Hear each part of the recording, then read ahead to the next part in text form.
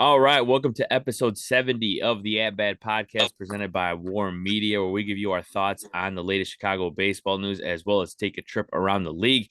I am Saul Rodriguez, joined by my co-host Miles Porter, as well as my co-host Gabe Wilkins. Guys, these playoffs are getting crazy. So, how are you guys feeling? How's everything going? And I'll tell you one thing. I feel left out as a Cubs fan. Miles has his Cubs hat on right now, but other than that, how are we feeling? How you doing, Miles? Hey man, doing good, man. This has been crazy. This has been an interesting playoff. Just overall, the 2023 playoffs have been absolutely insane, and it's weird because we're not seeing the teams that we expected to win or like we're expected to win on paper. They're not losing by a little bit. Some of these larger teams are getting their asses handed to, and so it's interesting. It just shows like with baseball, one of those sports where you can't really you can make a very educated guess, but Mhm. really in baseball at the professional level, anything can happen, and so that I think that is what's on full display here, and it's been fun, man. It's been really fun. Yeah, I think, and I talked to Gabe about it last week. How with this playoff format, there's been a lot of complaints, people saying this, and that, and like the layoff and all that. And then some people have even gone as far as to say like this was maybe before some of these epic games with Phillies and Braves, but last week some people were saying it's boring, like these playoffs, whatever. And I'm like, man, I don't care what the score is, at least, but maybe I'm just a freak like that, where like with playoffs, like it could be 14-0 and I'm still enjoying it. So Yeah, regardless, it's changed in the week. I mean, we've seen some crazy games with the Braves and Phillies, so I don't think people can really say that now. But Gabe, how you yeah. doing, man? I'm doing excellent. I can't say that I'm too surprised, but I know if I was a Yeah. betting man, I'd have lost a lot of money on these division series. I tell you that much because outside of the Astros and Twin series going exactly the way I expected it to, I got thrown in for a loophole with a lot of them, especially the series that I was looking forward to watching the most between Baltimore and Texas. I kind of could see Arizona doing what they did against LA, but to sweep them in the manner in which they did and get out in front early in all three of those games, Los Angeles looked a step old. And even though that was something that I could see, I still went with the Dodgers just based off experience. But what it goes to show you is you just get in, you have a chance to win. And I can understand why some Cubs fans feel a little bit salty, especially seeing what Arizona managed to do. Makes you wonder to yourself, well, what if we got in that dance? Because that's all you pretty much got to do these days. Yeah, exactly. And like I said, we'll get into it, but it's not really like I've no because I was like rooting for the like, and I told you this game, and I mean I'm sure Miles wasn't rooting for the Brewers in that series against Diamondbacks, but I'm just like thinking to myself like I mean I don't have any because my buddy was like, why are you rooting for the Diamondbacks? Like they basically one of the main reasons why the Cubs are out, and I'm like, yeah, but I mean, there's like nobody like unlikable on Diamondbacks. Like everyone's likable on that team. Like, and speaking of likable, we'll also talk about Orlando Arcia because that needs to be talked Well, a about. lot to say about that. Yeah. So we'll get into that, but we'll start off with just some minor news on the north side and south side. The White Sox had some coaching changes, letting go of a few guys. So I wanted to ask you, Gabe, what are your thoughts on that? I know on the north side there were also some coaching changes, but I feel like a lot of these coaching changes, like I don't care how minuscule they are, I feel like they should be talked about more. And like I told you, like I was telling you before we got on here, the White Sox ones, I think maybe it might have been a notification, but the Cubs coaching changes like nobody's really talked about besides like maybe like an article I saw, but whatever. What are your thoughts overall though on the White Sox one? Can't say I'm shocked. I mean, anytime you Mhm. lose 101 games, you have to expect changes on the coaching front, on top of the fact that the previous regime that had been here for the last 2+ decades, and Rick Hahn and Kenny Williams, are no longer present. And we're officially in the Chris Getz era as far as the front office is concerned. So when I see a guy like the first base coach and Daryl Boston, who was a Kenny Williams guy, had been a part of this organization for over 10 plus years, was a former player alongside of Kenny with the White Sox and so forth, being dismissed, I'm not surprised by that, nor am I really losing too much sleep over that, because not only was he the first base coach, he was the outfield coach. And if you known anything about the White Sox or watched them over the last few years, you know that they've not really had one of the best defensive regimes in all of baseball. And to see Jose Castro get dismissed after just a year, that one I did kind of find a little bit surprising, considering that he came from the Atlanta Braves. And we know how much the Braves have had success over the last several seasons. But at the same time, when you have a team that finished 25th in the majors in batting average with 238, and they were tied for 20th in home runs with only 171 as a team, you kind of have to expect that. I'm just interested to see how they feel that role, because when I look at the White Sox over the last 3 years, you're talking about bringing in a third hitting coach in the last 3 years. You have Frank Menachino, Jose Castro. Who's next? That's the $1 million question. So I'm interested to see how that's gonna be resolved, even though I know some White Sox fans that might have wanted to see a bigger move that Chris Getz made known when he first got the job wasn't gonna happen. Yeah, and I think you might have mentioned the exact years, but I didn't catch it if you did. But the fact that Boston was there for 26 years is crazy. Yeah. For how long he's been there, and Castro, before this season was with the Braves for a while. So yeah, like I said, interesting to me some of these moves. On the north side as well, there were some coaching moves, as I mentioned before we came on here. They let go of bullpen coach Chris Young. I saw. I wanted to double check because I know, yeah, as well as Craig Driver, um, uh, that was the game strategy coach. Sometimes another thing too that I've talked to some of my buddies that are baseball fans, like I feel like also sometimes these coaching changes are done kind of to give an excuse to not let go of the manager. So, for example, we obviously north side and south side, we have situations where people want Grifol gone. Some people on the north side, they want David Ross gone. And I feel like sometimes they do these things just to kind of like say, hey, look, we made some coaching changes. If you want to complain about the coaching staff or you want to complain about the manager, they made some changes. So I'll ask you, Miles, since of course the Cubs made some minor changes there to the bullpen coach. And like I said, with Craig Driver, do you see it like that, or do you see it still as there's still a possibility the Cubs part ways with David Ross, or do you think with Jed Hoyer's message during his press conference of like the trust that they have in him and Tom Ricketts as well, like do you think that there's still a possibility, or do you think that with their message, he's basically as good as here for next season? Yeah, I think David Ross isn't going anywhere. I think sort of his leadership and what he in bringing this team together the way he did this year, working with the lineups that he had. I truly thought that David Ross did a great job. He could have done better in certain aspects, and I've talked about this earlier in the year where I felt that Christopher Morel should not have been benched as much as he should have been. For someone who launches the ball the way that he does, it's one of those cases where he's still so young. You got to give him at bats. You have to. And aside from those small things, I think the Cubs do really trust David Ross. I think he has a good grasp of what he has going on with the players, and it could be one of those similar situations when you do look at a team like the Orioles and how Brandon Hyde has kind of stuck out to tough years with that ball club. I think that there is sort of a similar mentality with that, and they want David Ross to kind of be this guy for this Cubs team as they develop, and kind of being one of the main guys that these players look to for leadership.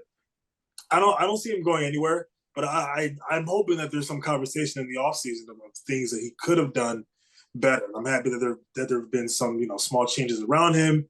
I don't see David Ross going anywhere, and truthfully, at this point, I would prefer if he stuck around. I just think that we could be maybe making the lineup a little bit better at times and not sitting out guys who need to be in there. Yeah, I mean, I think with David Ross, I mean, he kind of proved that, or I think that the Cubs proved as a whole, as a team, that they could win under David Ross. Obviously, it didn't work out if we actually go into the postseason, but is one of those things too, where like ultimately push comes to shove, you separate yourself from the season. Is like guy. I mean, he's.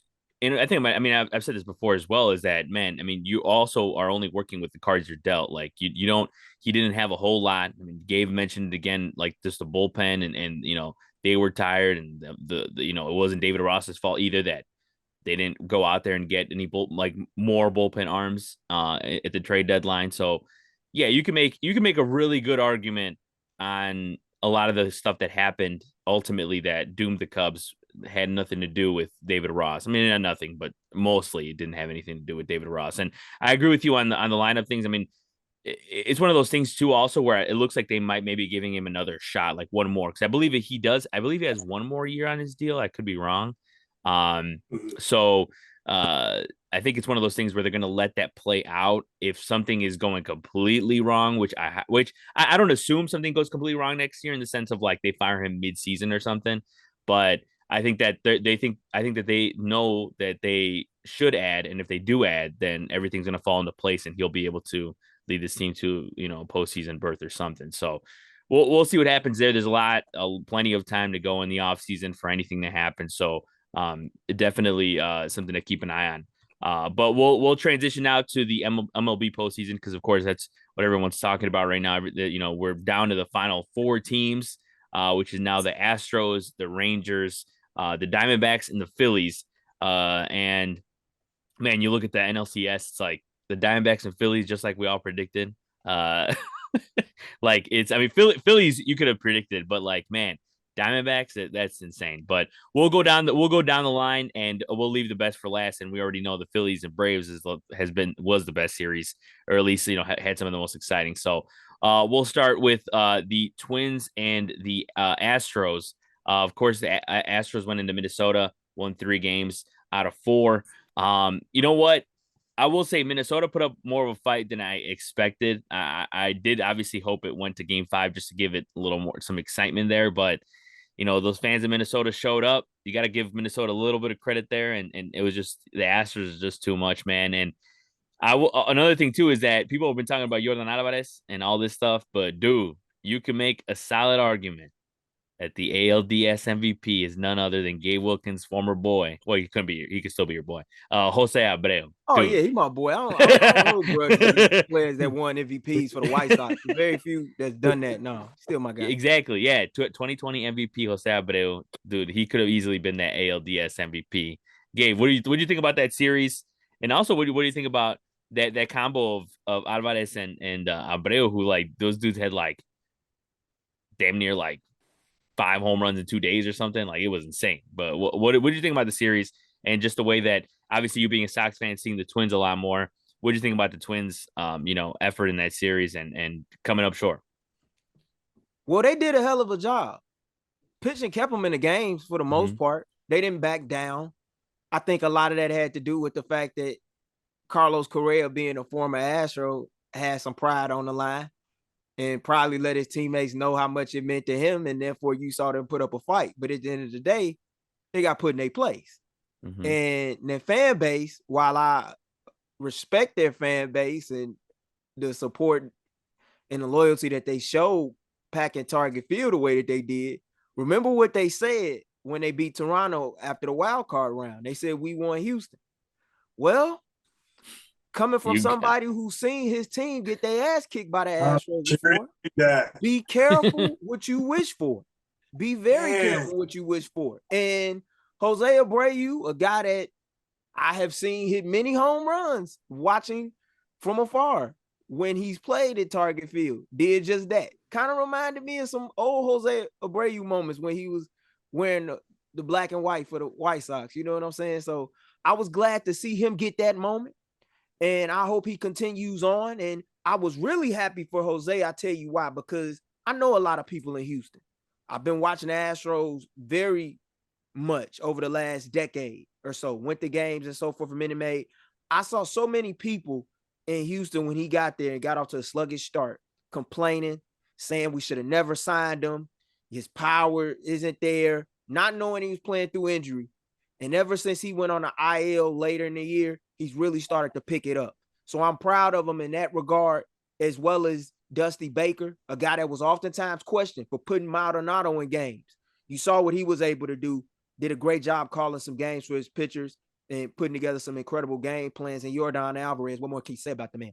OPS over 2,000 going into game 4 of the series. You know, it's like he's playing in another century sometimes out there. And he's like an athletic version of David Ortiz. And we've been blessed to witness some incredible moments from him. And I think he's only going to continue on because the bigger the stage, the more he rises. And I'm going to tell you, if you're an LA Dodger fan, I know you got to be cringing every time you see him up at the plate thinking, man, we could sure as hell use him right now. Oh yeah. And also, I mean, they put up his stats and let's see, I wanted to look it up right quick because he has ridiculous numbers. He's got he hits 328 in the ALDS with 20 hits, 7 home runs, 17 RBIs, 16 runs. And that's just in 16 career games in the ALDS. Yeah. Not to mention when we're talking about Abreu, this dude's also, I mean, I don't even know how much they really mentioned it in the telecast. There's a couple of games I wasn't watching with sound, but he's got 31 home runs against the Twins in his career. That's what I'm saying. Like he put him in a play. Crazy. Yeah, and I was like, I remember I was like, when I was watching that game, I was like, I was kind of curious. I was like, okay, so he's facing the Twins, he's smashing. He probably matched against them, you know, when he was in the White Sox uniform many times. And that was, I mean, whew, that was way more than I expected. But yeah, you're right. And the pitching, which I personally didn't expect the pitching to hold up as it did for the Astros. I thought the offense would actually come through a little more, and they just couldn't. Royce Lewis had a couple home runs, and he was able to get them closer, but never enough. I mean, also, you know, it sucks that Byron Buxton couldn't, you know, really participate in the postseason. Obviously, they were able to win a series without him, but he came in, you know, in this final game. They activate him kind of like it's like a little bit of a Hail Mary. He hit in the bottom of the 8th with the runner on, and couldn't come through. But yeah, I mean, it's very unfortunate because you really know the Twins gave it all they had. Like it's just they just couldn't get it through this Astros pitching staff as well. And I was a little surprised that Javier, you know, went out there and had a great game as much. I just thought that was the game that the Twins, you know, we're gonna have a little more success offensively. But either way, they showed up because they've been there before. That's the thing too, is that no matter who you are, like no matter who it is, like even Urquidy, who didn't have a great season, who you know, overall, that dude went out there because he's done it before and he shoved. So Miles, what are your thoughts on this Astros series? That of course it was just, you know, a new series, but same story. Yeah, I mean, I think experience just kind of came down to that. Not, you know, nothing that I could say that hasn't already been said. I think it just comes down to experience. I've been saying this about the Astros for a while. Been there, done that, and the Twins, who I think gave a valiant effort. I think Correa had some pretty great moments in this series. Kind of like what you guys are saying. You got players like you know, Yordan Alvarez and Jose Abreu really carrying that offense and sparking guys around them, along with great starts from Justin Verlander.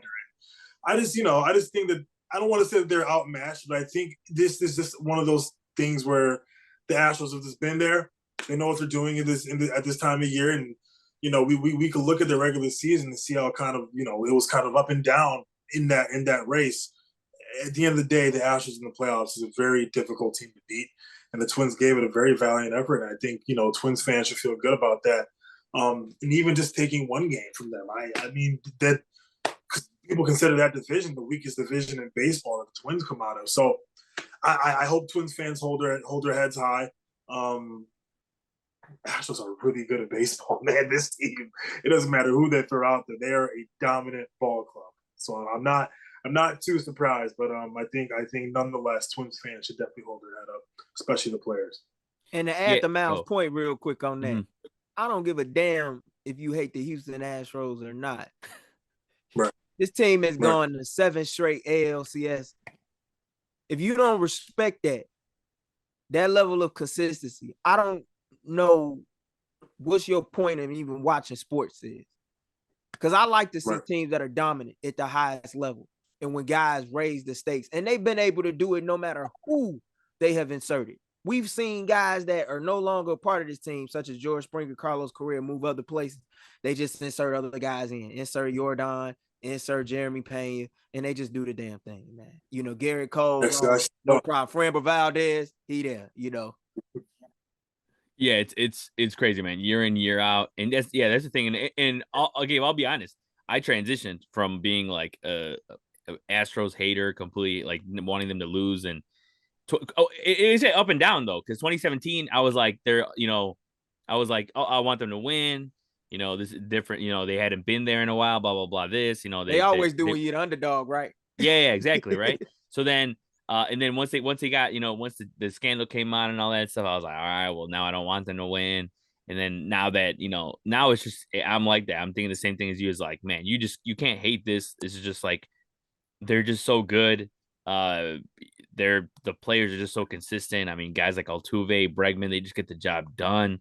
It's insane. So like all this talk of layoffs, layoffs, that the Astros, you could say all you want. They've been there, done that, but that never affects them. So that just goes to show. But Astros in the ALCS, like we've said for the last 7 seasons, is just unbelievable. So, you know, got to tip your cap to the Twins for a little bit because hey, at the end of the day, they also went 3-3 in the postseason, which is way more than the AL East can say. Because oh my goodness, was it 0-7? Yeah, right. I think it was 0-7. 0-11. Wait, 0-11 in the whole playoffs, all right? Well, yeah. They're 11 game losing streak. Okay, 0-2. Yeah, they went 0-7 this year in the playoffs, Yeah, but 0-11 if you count the last couple of years, minus the Game 5 win that the Yankees had against the Guardians in the division series last year. Yeah, there you go. Yeah, so that's horrendous. So we'll use that as a transition to go to the Rangers and Orioles. Who, man, I mean, going into it, and we talked about it, Gabe, and going into it, I thought it was going to be a better series than this, but dude, I mean, the Rangers, their bats came alive in so many ways, and their pitching staff continued to hold the Orioles there. They had maybe a shaky game too, but in the sense of pitching, but overall they were able to hold that Orioles offense. And it's not even like I didn't even feel that in this series because I feel like you could easily say like, oh, they're the young kids, they got a little bit overwhelmed. I don't even think that. It's just straight up just outplayed. Like the pitching was really good. They couldn't get the big hit, but they did have some big hits in the series. But other than that, they couldn't get the big hit to get the Orioles a win. Game 1, I thought was basically an example of how the season went for the Orioles, of when they would lose and they would win the game, it would be by 1 run. It was a lot of things like that. So, what were your thoughts on this, Miles? This series that, with the Rangers, I thought it was I said it was the real big test because you look at the way the wild card series went, the Rays didn't show up like at all there with those errors and all that stuff, throwing the ball around. I thought the Orioles were going to come out, guns blazing, and they didn't do anything there. From that perspective. So what were your thoughts on the Rangers taking down the Orioles? Hey, I was just as surprised as everyone else, especially with the Orioles coming into this playoffs series with so much momentum to finish off that season. Feeling good, feeling great. Welcome to Texas. Listen, I think it's just it's interesting because I looked at that. That was a series that really fascinated me, and I still felt like there was some very solid leadership. I think one of the things that I'm seeing some people point at was was it Gunnar Henderson who took second on what was supposed to be a hit and run, and Aaron Hicks didn't swing? Or am I thinking of another player? That you talk about game 1 when he got caught stealing in the bottom of the ninth, 1-run game. Yeah, I'm seeing a lot of people pointing to that moment, saying how that was kind of a turning point, but I don't know how much I agree with that in terms of where I think the Rangers just came out guns a-blazing. They just came out ready. And the Orioles looked a little bit overwhelmed at certain moments in that series. So I don't know. I think this is also another example of what experience does. This Orioles team is very, very freaking young. They're extremely young. And this is the first time this team has won like this in some time now. For a lot of these guys in this team, this is their first time in the playoffs, let alone a winning season. since they've been called up to the MLB, and so I think the Rangers are playing with a pretty intense purpose at the moment.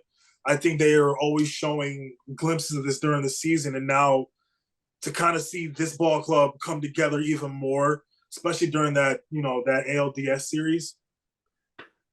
I can't be surprised by it, but I think the Orioles. I think they're just a young team. If I'm going into this offseason, there really isn't too much that I'm changing with this roster, other than if I'm a manager looking at this ball club, I want my younger guys to go through this. I want them to experience this loss. It's shitty. It's awful. You got swept. You lost 2 games at home, and then to finish it off in Texas. That's a horrible feeling. That's terrible. I think the Orioles are going to regroup and come back next year. The Rangers are just playing with a different purpose right now. I think that they are built different at the moment. Yeah, and also, I mean, with the Orioles, I always with this series, I always thought it was going to be the bats. Like bats are going to are the ones that are going to determine this series winner, and and it showed in there. And the Orioles pitching, I obviously they needed a lot more pitching, but I did expect a little more regardless, because I think some of the guys like Kramer, I mean, they got swing and miss stuff. Like, I thought they'd be a little, have a little more success, and they didn't have it, man. In this series, they didn't have it. So it is what it is. But Gabe, what are your thoughts overall on this series that, we expected a lot more? It could have easily been the best LDS, despite, with the Phillies and Braves. But I think this could have easily gone 5 games, and it didn't, man. I had the Orioles winning in 5 games before this series started. Mm-hmm. I said that on my podcast, The State of Gabe, last week, which is available on Spotify for those that's interested in listening. And I thought they had the upper hand when it came to the pitching component, even when it came to like being able to pull out tight games. I felt like Cal Bradish gave him a chance to win in game 1, but for those that want to point to Gunnar Henderson getting caught stealing by Jonah Heim is the turning point in the series. No, that wasn't the turning point in the series. No, go back to the bottom of the 8th when they had a man on third base with 2 outs, critical situation where they could have tied that game and they didn't execute and do it. That was the turning point in the series. Let's go back to when they got a 2-0 lead. And Grayson Rodriguez, a tremendous young, talented pitcher, is going to make a name for himself over the next couple of years, doing some great things in Baltimore. He couldn't close out batters when he had 2 strikes in the count. That's what it came down to. If I was an Orioles fan, though, I would be disappointed because I feel like Brandon Hyde, as great as he has been all year and is more than likely going to win the AL Manager of the Year, he got outcoached by Bruce Bochy. And while there's no shame in that, he needs to learn from that very quickly. I also need Mike Elias, who's the general manager, to make bold moves. Yes, this is a young team, and we always like to say that these teams are going to come back next year and they're going to be around. Well, guess what? You playing the American League East. Boston's coming. New York is coming. Toronto and Tampa Bay, they were in the playoffs as well. It's one of the very few divisions where all 5 teams every year are gunning for a playoff spot. You can't just depend on your youth movement. At some point, you're going to have to stop prospect hoarding, and you're going to have to trade some of these prospects to get top-tier talent. You need a veteran ace. Not only do you need a veteran ace, you need a bat in the middle of your lineup that opponents fear. And that's where it all came down to. I saw a team full of veterans in Texas that have been there and done that and said, you know what? We choked away the West Division. We're going to make these teams pay for it. And I saw a Baltimore team that was just happy to be there and was like, well, nobody believed in us, wanting to play that underdog card. And as much as I'm all for playing the underdog card sometimes, when you win 101 games with the top seed in the American League, you can't do that. I know those guys are young and inexperienced, but I hope they learn from this experience. And I hope some of these guys understand that some of these guys they went to war with will no longer be in that locker room come next season. Yeah, 100%, man. And you made a good point in saying, and you said this before too, the fact that like you're gonna have to stop hoarding these prospects. It works, even though we don't agree with with what John Angelo said about like how they're not gonna be able to keep all these guys, and if you want to keep these guys, the prices of the tickets and all this stuff. We don't agree with all that stuff. But if you wanna make that statement and then actually act on it, will make some deals and bring in some players. If you so think that you won't be able to afford these young guys, which I agree with you anyways, Gabe, is the fact that you're gonna have to make some deals if you want to get the guys you want, because either way, like unless you go out there and get a Blake Snell, which is on the table for the Orioles. Not that they're gonna pay over 200 mil. I highly doubt it, but we'll see. Obviously, Aaron Nola is also going to be out there, so That's the the guy. opportunity's there. But if you want to go out there and trade a guy, they definitely have the guys to do it. I also, another thing too, that didn't really affect them as much as I thought it would, is just that not having Felix Bautista in the playoffs. Either way, you got guys like Yannick Cano in there to like act as a closer or act as a big setup man and all that. So like he's just as good, but it didn't really come to affect them. He didn't have many leads anyway, so that's what was unfortunate on their side. But yeah, the Rangers are just they really are, as Miles said, built different, and they're proving it to everyone that they deserve to be here. And to not only be here, but to make a huge run, and they're doing it, man. Honestly, I don't see it's one of those things where I don't see them being stopped, but now they're facing the Astros, and so now it's this is it. Like if the Rangers are going to be a World Series contender, they're gonna have to take out the Astros. So if I'm a Rangers fan, it probably wouldn't have it any other way. Then you got to to be the best, you got to beat the best, and this is it. But we'll get into that at the end to talk a little bit about Astros Rangers. But the other series that of course we haven't talked about yet is the Dodgers and Diamondbacks. Now this series, I think we can all agree that we, as Gabe said as well, that he was picked the Dodgers there. I definitely picked the Dodgers as well, but definitely thought it would at least go like 5 games, if anything, if the Dodgers would have won, or 4 games, at the very least. But I mean, we talked about the Dodgers having some pitching issues going into the playoffs. Well, it reared its ugly head, like as bad as it can be. I mean, when you like, I was talking to some of my coworkers and talking about how, man, you go into a do or die game, and on the mound is former White Sox great Lance Lynn. You just can't do it. You can't. And also, not only that, Miles, not only that, Gabe, but having no disrespect, because he's good. He's a good pitcher, but I'm just saying, as a kid, Bobby Miller, like I don't know how comfortable you would feel in a game too. He's got great stuff. I've seen it. I've seen him pitch great games in the regular season, but it's just one of those things where, I mean, if you had to choose, if you're a Dodger fan, you're obviously you'd rather have like a Walker Buehler out there, obviously, but being injured, of course, missing the season, wasn't able to be there. But that's one of the things that Dodger fans were saying at the deadline, was to add pitching, and they never did. Besides Lance Lynn, of course, but they wanted more, which understandably so. Even though Lance Lynn pitched well for them down the stretch, ultimately in a do or die game against a team like the Diamondbacks that had just been hitting home runs, and they haven't really been striking out at a high clip, because it didn't work out. It didn't work out overall with the pitching staff. Miles, what did you think about this series? This is just one of those things where, first of all, in game one, I mean, that ended quickly. Like, I was hyped for that game, and I was like, Kershaw, here we go. Like, against the Diamondbacks, 6 runs without an out. Kershaw's out. Like, that was as bad as it gets for Kershaw in the playoffs. And we've seen some pretty bad Kershaw performances in October. That might be the worst. Who knows? But I have to look at the numbers. But in the next 2 games, it was a little closer, 4-2, 4-2.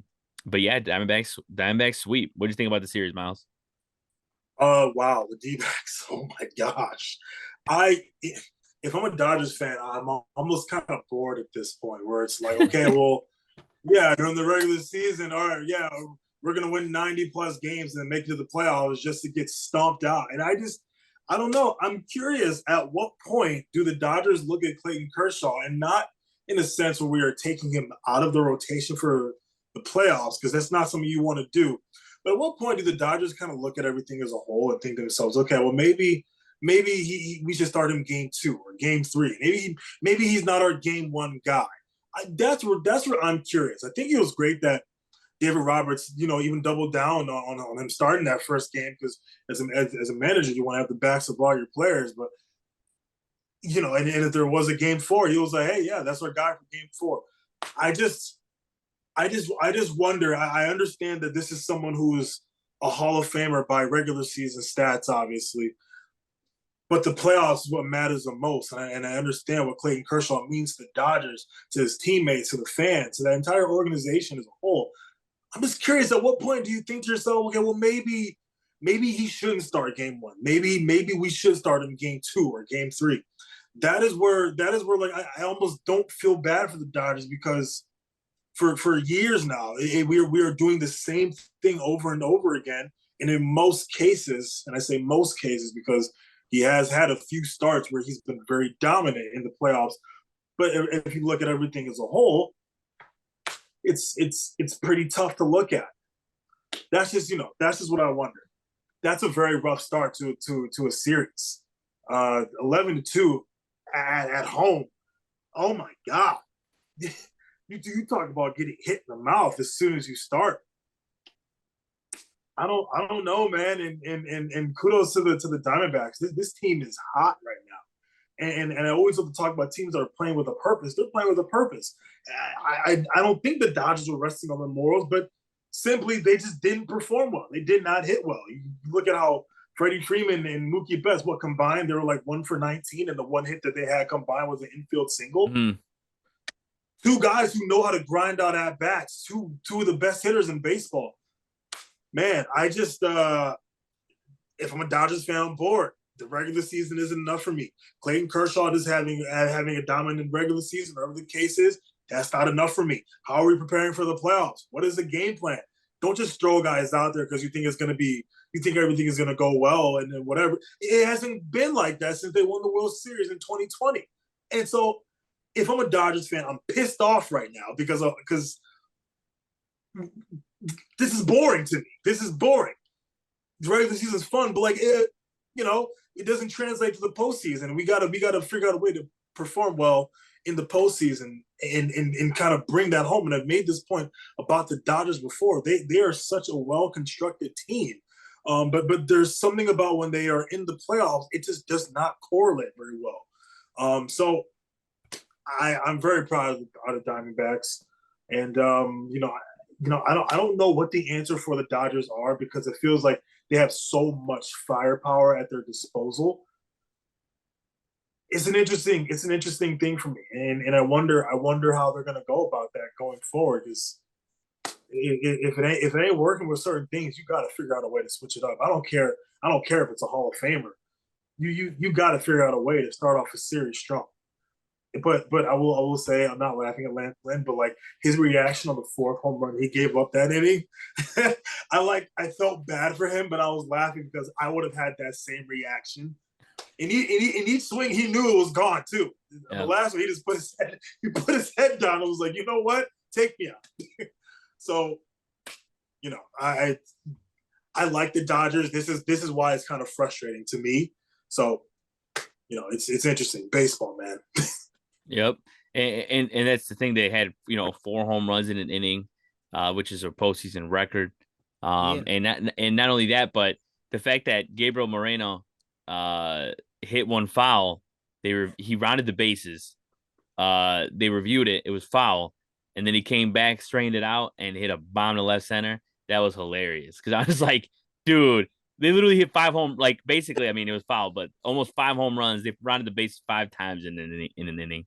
I mean, that's crazy. But it just goes to show, like, they literally, like, I saw some Dodger fans talking about it too, is the fact that how Lance Lynn is susceptible to the home run. They're playing in Arizona where the ball carries. And it happened like as they predicted it. So yeah, it's rough. Why did he come in at 2 in a game where your backs are against the wall?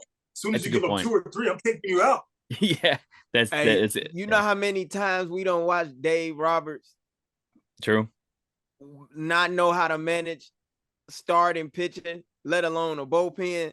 Like, it's nothing that shocks me when it comes to the Los Angeles Dodgers at this point. The only thing that shocked me was the way in which the Diamondbacks whooped their ass, especially coming into the series like that. Like, to get 6 runs and not get an out, like, that hurt me to see Clayton Kershaw like that. Because I know Clayton Kershaw has had his fair share of meltdowns in the playoffs, but I've never seen him come out at the top of the first and get shellacked the way that he did. And it was so bad that, like, that was a game I was up for. I'm like, yeah, I'm going to stay up late night and watch this game. It was like It was one of them games like you get off to such a bad start, you just want to leave the TV and just like I started watching other stuff. And the thing that's bad about it is I can only imagine what the players were going through after losing by 9 runs. And then you have an off day that Sunday. Like we can't even go right back out and play these guys after that because that's the type of game you don't want to be resting and sitting around like after getting whooped like that. And then they came Running out back. right, and then they came out Monday. Like Arizona punched them in the mouth back-to-back games in the first inning. And then with Lance, the craziest thing about the whole Gabby Moreno situation, it was like, well, okay, if I don't get it this time, I'm gonna make sure I don't miss again. And it was sad for me to see that, not only because he's a former White Sox guy, but like I've been watching Lance Lynn all year, and that cutter that was his patented pitch, it does not cut anymore. And you know why Lance was getting lit up like that? Because he was leaving pitches up in a zone. And he's been doing that the whole year, even when he had great starts. That's why he's giving up home runs. And it's getting to the point where you got to ask yourself, what's the future of Lance Lynn moving forward in the league? Because when you start doing stuff like that, that's how you end up becoming a non-roster invitee in spring training. And nobody wants to go from where he's went from a World Series champ and an all-star in this league to a Cy Young candidate to being a non-roster invitee. No one wants that. And they didn't have enough pitching this season. And anytime your top two guys go 1 for 21, guys that are going to finish top 5 in NL MVP voting, like, man, they're going to have to inject some young blood and life into this ball club. Because Los Angeles, they looked old. They look very old. And it really showed. And they missing guys like Corey Seager and Trey Turner, guys that even though they may haven't, or they didn't always win with those guys, they won with Seager. But like even though they didn't win big with Turner, those guys gave them enough life to where they could at least get to the LCS round. Now, I don't know. They got to ask themselves what their future is as an organization going forward. They got pieces, but you got to start letting some of them young arms up. Yeah, and you mentioned it with Mookie Betts and Freddie Freeman. Man, I don't know what it is about Mookie Betts and the postseason. Like he had one postseason with the Red Sox where he had an 871 OPS. And that was the 2018 when they won the World Series. Mm-hmm. But I don't know what it is with Mookie Betts. He doesn't hit. He doesn't hit 710. He's got a career 710 OPS in the postseason. And yeah, I mean that's basically. I mean, even he said in the post game too is that he didn't do anything. He didn't do anything to help them win. And he's right about it. I mean, it is what it is. But it's one of those things where you really probably can't. You just can't explain it. And the thing is too is that when that happens, I think you also should give credit to the pitching staff of the opposition. Right? Is that Absolutely. is like for all I know, it could have been a little bit more of the pitching than it was the hitting, and they know. Like it's the thing, the Diamondbacks know the Dodgers, and I know that these two have played before in the NLDS, and the Dodgers won. But they know each other well enough to know the weaknesses, and it's one of those things where, and you guys know more than I do, is that they always say, "Don't let this guy beat you. Don't let this guy beat you."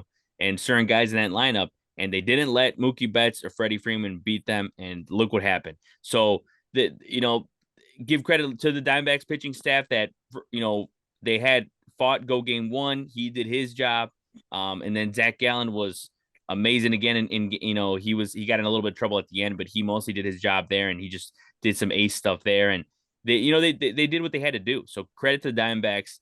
And as much as, it's going to be tough for them in the NLCS against the Phillies, at the end of the day, man, they're there for a reason. They got what it takes. So we'll see what happens there. Go ahead, Gabe. And I want to say something real quick to add to your point about that. You said the Diamondbacks know the Dodgers. Just like this next series we get into. That team knew that team. Mm-hmm. This is exactly why this division series format or this new division series format makes things so interesting. Because anytime you playing a division foe who knows your tendencies, those are always the toughest ones to win. At that point, it don't even matter who won the division in the regular season. We know you. Like Merrill Kelly historically has been horrible against the Dodgers. Mm-hmm. pitched the gym in game 1 against the Dodgers. Like, anything can happen this time of year. And that's why you seeing so much chaos throughout not only this postseason, but the last 2 postseasons since you brought this wild card round into play. Exactly. And then my fault. I said pitched game 1. He pitched game 3. But yeah, like it's one of those things. Familiarity is everything, and I think that did show there. And like I said before, I've said it before where like when that I think it might have been like 20. I think it might have been like 2018. I think it was when JD Martinez was he already on the Red Sox? What Yeah, year was JD it? was on the he was on the Red Sox, but he did play against the Dodgers in the LDS round with Arizona. Well, I think it might have been 2017 then. Maybe it was the year Yeah. before he went there. But that series in particular, I mean, the Arizona Diamondbacks, they played a hell of a series. They couldn't beat them there. But that was another thing too that I'm just like, man, they have a shot. They know this. They know they know each other well and all that. So yeah, I think it does help a lot. And when, as you mentioned, Gabe, familiarity played another role in probably the best series of the division series. Even though it didn't go game 5 as much, I was kind of hoping it would go game 5. Because I think the series kind of deserved it. But Phillies win 3-1 over the Atlanta Braves. Yeah, I mean, second straight year the Phillies take out the Braves. I mean, that is like, I the Braves got to feel some kind of way about the Phillies now. I mean, imagine being a Braves fan and getting taken out by your division foe who didn't even win the division 2 years in a row, and it's just it's crazy. Not only that, but the way they went out too in the final game. Nick Castellanos, dude, 4 home runs in the last 2 games. He's the first player in postseason history to have multiple back-to-back home run games in a postseason. Dude, I mean, these guys came to play. And of course, as I mentioned, or I alluded to earlier with Arcia, I mean, don't poke the bear. I don't want to hear this whole nobody was supposed to hear that. And I understand the clubhouse is sacred. I get it. I understand that point. But like, dude, if you know people are in the room, just don't say it. Wait, you know what I'm saying? And he said it, and he poked the bear at the end of the day, whether he wanted to or not. And Bryce Harper is just is that dude. And as Bryce Harper's Yeah. Bryce Harper. You can't mess with that guy. Bryce Harper's him in every sense of the word. And he showed up, and yeah, it's just you cannot deny the Phillies are a World Series favorite. It's just I can't wait to see what they do against the Diamondbacks because I think the Diamondbacks are in for it. So we'll get into that matchup in a sec. But with this Phillies Braves, what do you think went wrong, Miles, with the Braves? Because it's second year in a row where like it just seems like the Phillies are able to outpitch them, outhit them. And even when you have a guy like Spencer Strider, looking nasty because he did look nasty yesterday, but he just left some pitches up, and Castellanos took him deep, and it's just that type of thing where it's not even like that the Phillies are dominating. I mean, they had a 10-2 win in Game 3, sure, but they definitely edged the Braves in a 3-1 series, I believe, in the way that things went. It's not as separated as it looks, but great series overall. What did you think went wrong for the Braves, though? I think you said it. I think they're outpitched. And I think the Phillies specifically had more timely hits for the most part. And even kind of just moving guys over from base to base outside of Harper and Castellanos hitting the ball 300 miles out of Citizens Bank. I think there was a lot of timely hitting on the Phillies side, and with that, even last night specifically, I am seeing guys work the count on Strider, and credit to Strider for throwing that many pitches. For him to be kind of worked that much, he's still throwing 100 plus in the last inning that he's pitching. He's still bringing it and challenging these guys. Hit it if you can. And once they started catching it, then I was like, okay, cool. There you. If I'm a Braves fan, I'd much rather see Strider going at these guys than dancing around. So I think that was to the Phillies' credit, also to the credit of Strider, and kind of just the bear was poked, man, and I think that was a very electric ending in Atlanta. Listen, bro. I mean, we play ball. talking crap, it happens, man. And yes, the locker room is a sacred place. These guys are on a different platform, so you do kind of have to read the room a little bit before what comes out of your mouth. We're seeing the Phillies talk their crap right now, and whatever the case is, bro. I mean, look, bro, it is what it is. It got out, and Bryce Harper is that dude. He is that dude, and unfortunately, whether the Phillies were supposed to hear that or not, the Braves kind of paid the price on that. And Arcia, not only did he kind of get it from Harper, he's getting it from the fans and before the game, during his at bats. I saw a video on Instagram of him looking at the crowds and telling them to shut up, and Acuna being the teammate, be like, no, ignore them. Yeah, he was looking at him, he was saying, Cállate! And then Acuna be like, no, listen, watch the game. Oh, that's unfortunate, because at the end of the day, when you look at when you think of someone like Arcia and what came out, every player is doing that. Every single player is doing that. This got out. It was about a very, very specific, unique player in the league who took it personally. And here we are. So I honestly, that was a very fun series. That was a very entertaining series to watch. But man, that sucks for a Braves fan. And I'm not gonna say what I was gonna say, but it's unfortunate for Atlanta. But they have a lot to look forward to in the future. A lot of these young guys are locked up for years to come. And I mean, you can move things around. You can add a little bit, make sure your pitching staff is healthy. I think the Braves are going to be okay. I don't see the Phillies outlasting the Braves in the long run. Right now, this is unfortunate for the Braves. But the Phillies just came out like, hey, man, enjoy vacation for the second year in a row. So, yeah. And you know, I will say this too on Arcia. I feel zero sympathy towards that man, because that dude's been talking smack for years with like a 650 OPS half the time. So I'm like, dude, look, hey, if you can talk shit and you have like, and you're a beast, like you're hitting and you're doing your job, that's one thing, right? But if you're gonna talk smack and you can't put up numbers, like, and then you can't take the fans saying stuff to you. Like, what in the Niger Morgan? Sorry, go ahead.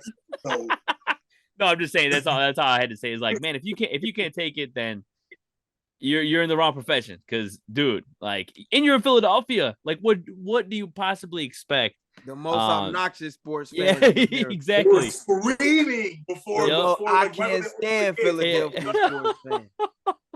They're screaming at exactly. So that's how I'm like, man, if you knew what you did, where you were, you might as well not even stay on the top step. It's just, if you can't take it. So yeah, and you're right with the Phillies. I mean, they did their job, and the Braves have just got to be sick to their stomach being eliminated 2 years in a row like this. So, Gabe, what are your thoughts on this series and the way it unfolded? It's series like this that make me wish the division series was a best of 7 format as opposed to a best of 5. I feel as though we got the NLCS around too early for the second year in a row. These two teams have been the best two teams in the National League, in my opinion, the last 2 years. I think the reason why the Braves got sent home was simple. The offense that we come to know and love throughout the season that always struck teams early in games didn't do that. Put a lot of pressure on the starting rotation. For the most part, though, I give kudos to the Brave starters. They kept them in the majority of these games, but the offense didn't show up. The heavy hitters, the Matt Olsons of the world, or even the Ronald Acuñas, who put up a great AB and sent the blast into left center in the gap, but it was just well played by Rojas. It just wasn't enough. Like, too many times, like Mal said, the Phillies got the timely hits, and that's why they won this series. And one thing I have to give the Phillies a lot of credit on is that those guys find a way to play together. Whether they're down in a game or up big in a game, them guys play for one another. And that's what playoff baseball and baseball is all about, in my opinion. And when they saw Bryce get attacked the way he did by Arcia, they rallied behind him. And you should have known when they came up in there with the Colorado gear on that it was personal. They didn't have to say it. You know, they let you know indirectly. And I'm all for talking shit. I'm a very highly competitive person. I feed off of shit talking. But when you do that in the locker room, you kind of got to be careful who around when you're a player. Because you always got loud hot mics and stuff and reporters around. You know, you don't never want the reporters to hear it. But if the reporter hear it, you can't run away from it. And if I'm Orlando Arcia and Bryce want to look at me, I just got to be like, hey, man, you got it. It don't mean I'm not going to keep coming, but you got it. You know, like when he hit the 2 home runs and he stared me down, hey, you got it, bro. It's you. This is what baseball's all about. As far as the fans want to attack him, I mean, you got to take it.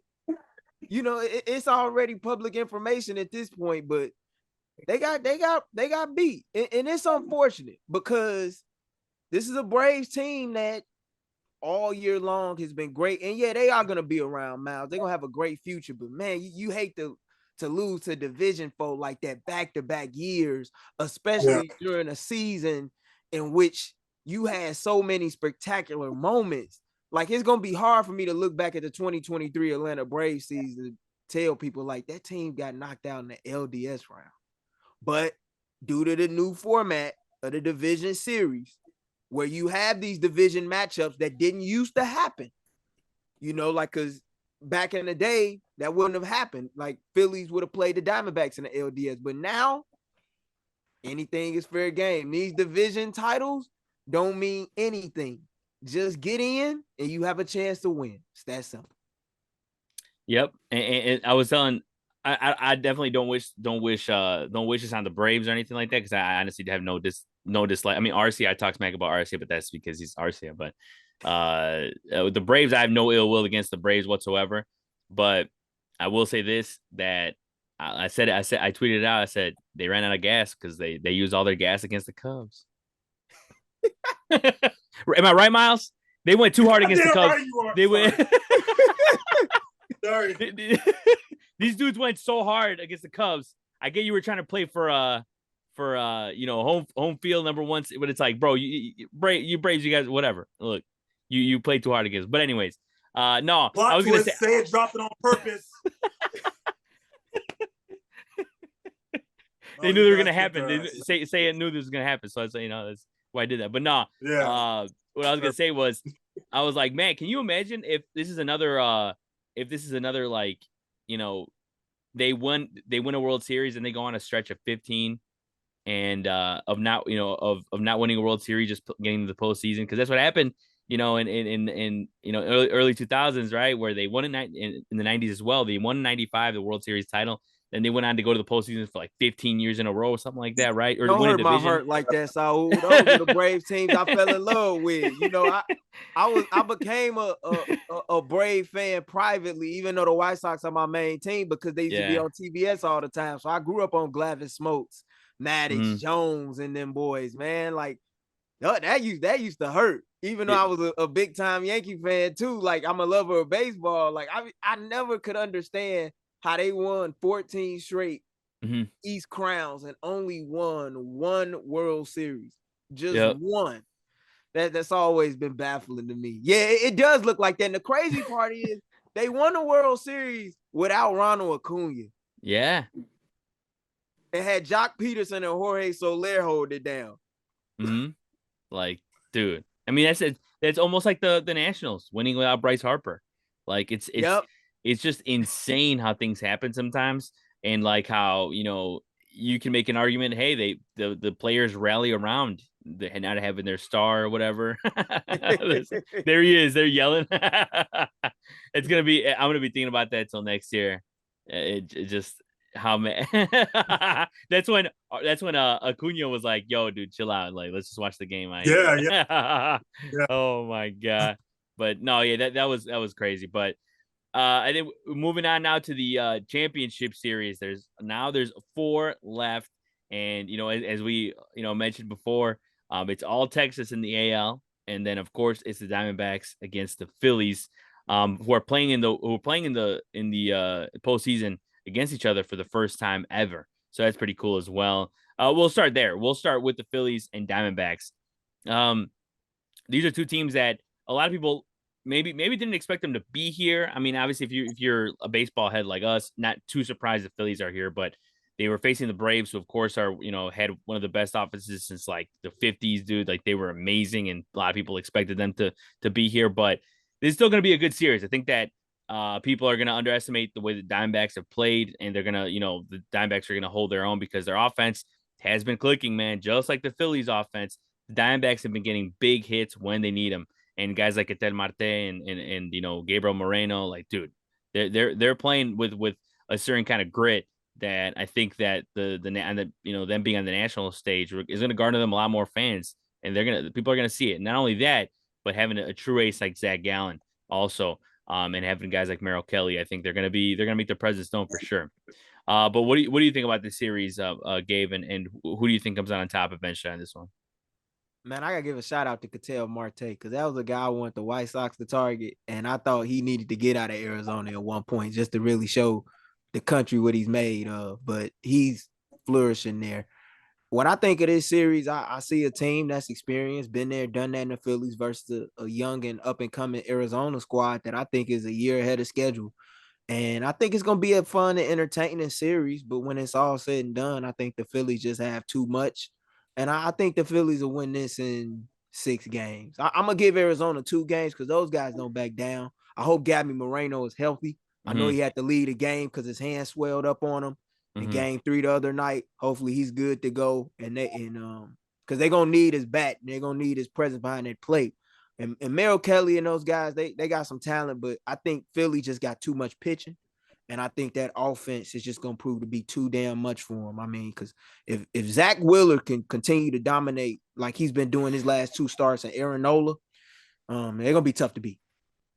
Yeah, I mean, Zach Wheeler had like 6 Ks in 2 innings or something like that? Oh Yeah. my goodness, there's got to be Zach Wheeler's another guy that I was talking to a buddy of mine. Like, dude, Zach Wheeler has got to be talked about more. I feel like he's underrated.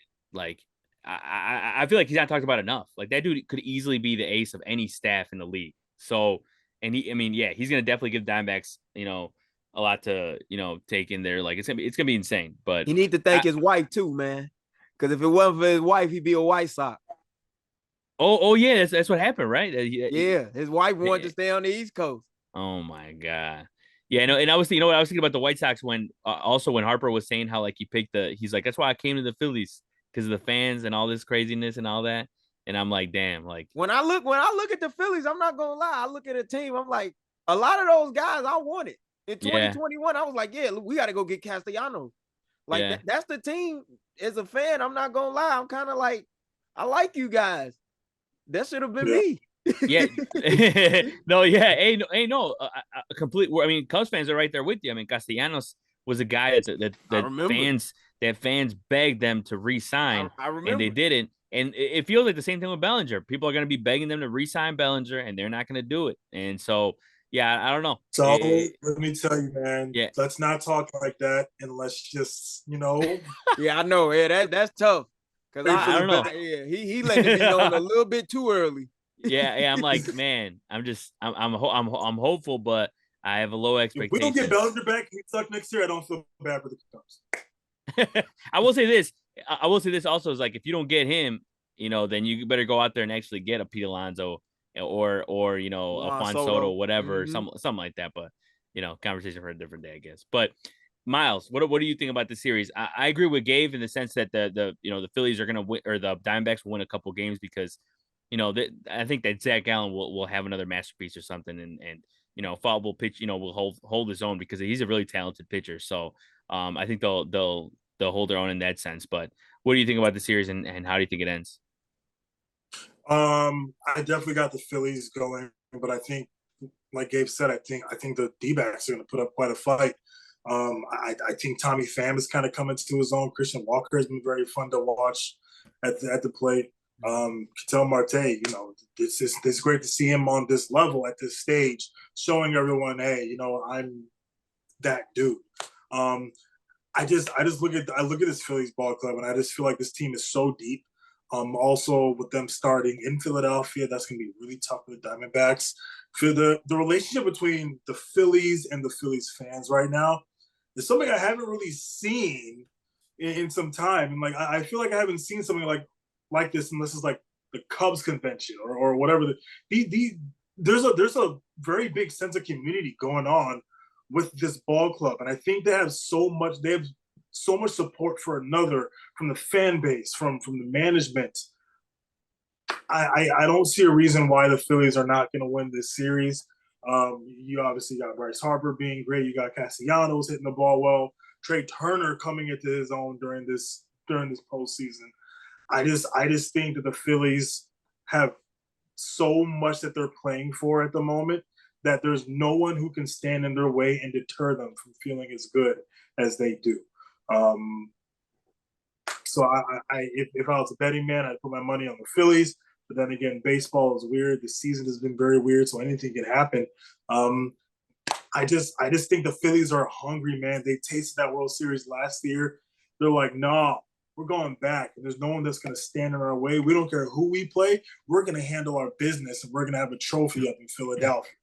I got to go with the Phillies just based off of how well they're playing and the momentum that they have as a whole. No one can ruin this for them. No one. All you're going to do is fuel it. 100%. Yeah, and I think what you mentioned Trey Turner, that reminded me what I was going to say. I was going to bring this up earlier, but it's crazy what Trey Turner is doing in his first postseason ever, right? You guys saw that about what Bob Costa said? Oh my goodness. Yeah. How he was like getting his first taste of the postseason. I will also say this too. Bob Costas is a living legend. I understand that, and he's got some great calls in the past, but I don't know, man. I'm thinking like these like no commentator like crowd mics that they've been posting lately. Oh, yeah. But I've been digging that. Is it a coincidence that the two best the two best clips are? Oh no, the Bryson Stott one was in the wild card series, wasn't it? Yeah, it was. Yeah, never mind.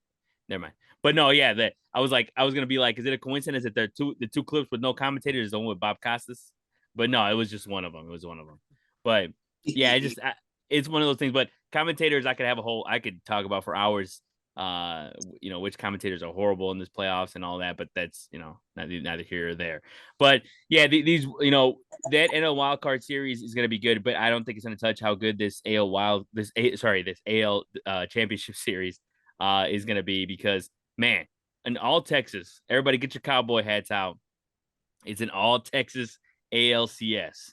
Rangers, Astros. I mean, dude, I don't think it gets any better than this in the AL. Like, these two teams were meant to show up against each other here and now, and it could go either way. Ultimately, you can't bet against Houston. That's just the way I see it. But this could, I'm going to sit here and say it could go 7 games, but I bet you it's probably going to go 5 or something, just because baseball, right? So, Miles, what do you think about this series, and are you ready to go to a rodeo, Texas? Man, this is so fun. This is lit, bro. This is like if the Cubs and Sox played in the same division, or the Yankees and Mets. Just imagine that.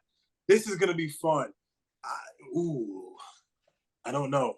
I think I'm still leaning towards the Astros based off of sheer experience, and we've seen the Astros in certain games sort of have their back on the walls. I like how composed that they always remain. I think with Dusty Baker managing as long as he has, as long as we've all been alive, honestly. Mm-hmm. His experience with like the veteran presence on this team, I don't know, man. But then again, I look at like a Dolis Garcia, like a Corey Seager, and Nathan Eovaldi, and even with Max Scherzer's leadership, it's tough. I think I'm leaning towards the Astros. That's not saying I want them to win. I want to see the Rangers go to the World Series. I think the Astros, I'm kind of sick of seeing them in a respectful way. But I'm leaning towards the Astros on this one, but I'm not saying that as like an absolute. I'm saying that based off of what we've seen from them in the past, what they've just done to this point, that they've been continuing to do. But that's not taking anything away from the Rangers. I'm a little bit torn, but I am leaning towards the Astros. Yeah, I mean, I don't blame you. I feel the same way. Where like I don't want to doubt the Rangers, but at the end of the day, like you're facing the Astros, who just are just a buzzsaw every year in the AL, right? It's like even if they don't go out there and win the World Series, because I mean, man, it could easily be a Phillies Astros World Series again, and Phillies could easily win it, or the Astros could win it again. I mean, it's just wild, and it's gonna get more wild. So, Gabe, what do you think about this series overall? Who do you think comes out on top? Man, I wish I could be in Houston for the first two Yeah. games of the ALCS because I love Houston, Texas. And my first Astros game was actually against the Rangers. And I know those two fan bases hate one another. And you got a Rangers squad that's tried to build everything, in my opinion, in an image similar to how the Astros have done it. And there is no way in hell that I see the team that has become the big brother in the Astros in the Lone Star State trying to get whooped by the little brother. I think this would be a hell of a series. I don't think it'll be a sweep. I could see it going 5, but even if it does, I think it'll be a hell of a series. But I'm going with the Astros at 6. I just think they have too much. But if you're a fan that likes offense, this is your series because you got the two best in the American League going toe to toe against one another. But I just think at the end of the day, the Astros have too great a pitching staff from top to bottom. And if Texas gets into any one of these games, trailing in the 7th inning or later, when you know Dusty's going to go to Hector Neris in the 7th, Brian Abreu in the 8th, and Ryan Presley to close things out in the 9th, you're pretty much in trouble because your offense is going to have to win this series for you. But man, this is going to be a fun series, and I know the Lone Star State is going to be buzzing in Texas. Yeah, I mean, Monday's gonna be crazy because you got both.